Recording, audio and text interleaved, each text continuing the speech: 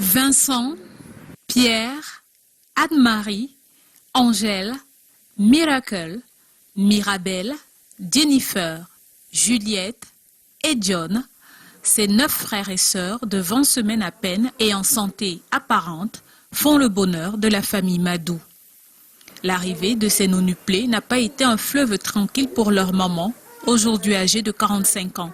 Elle qui, pendant 14 années de mariage, a fait le tour du monde à la recherche des enfants. C'est finalement par insémination artificielle qu'elle a pu concevoir. C'était par insémination qu'on a fait au Nigeria. Les préparations ont commencé plusieurs années en avance. C'est quand tout était prêt que le docteur au Nigeria nous a rappelé, mon mari et moi. C'était 5 embryons qui ont été inséminés. Pour que même si on devait perdre certains, nous resterons avec au moins 2.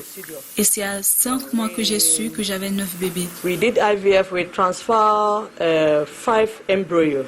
Installé à Douala depuis quelques jours, c'est au General Hospital Oron of Akwebom, au Nigeria, son pays natal, que se sont déroulées toutes ces visites médicales. Je vis ici, mais je suis allée au Nigeria 2 mois avant. Et j'allais de temps en temps au Nigeria comme j'ai eu des difficultés à enfanter. Au-delà de l'euphorie autour de ces naissances exceptionnelles, la prise en charge n'est pas donnée. Un paquet de 60 pièces de couches jetables est utilisé à moins de 2 jours.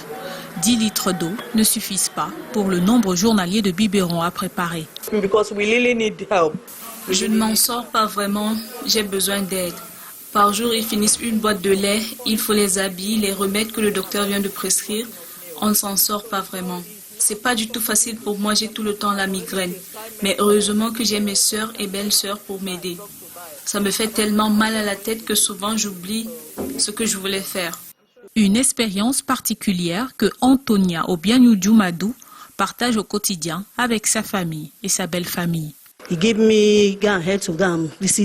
La première fois que je l'ai vu, c'était au village. J'étais très surprise et je connais tous les détails de sa grossesse.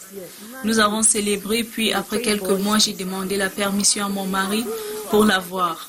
Je fais ce que je peux. Il y a également d'autres femmes et mes enfants pour l'aider. We are trying as we can.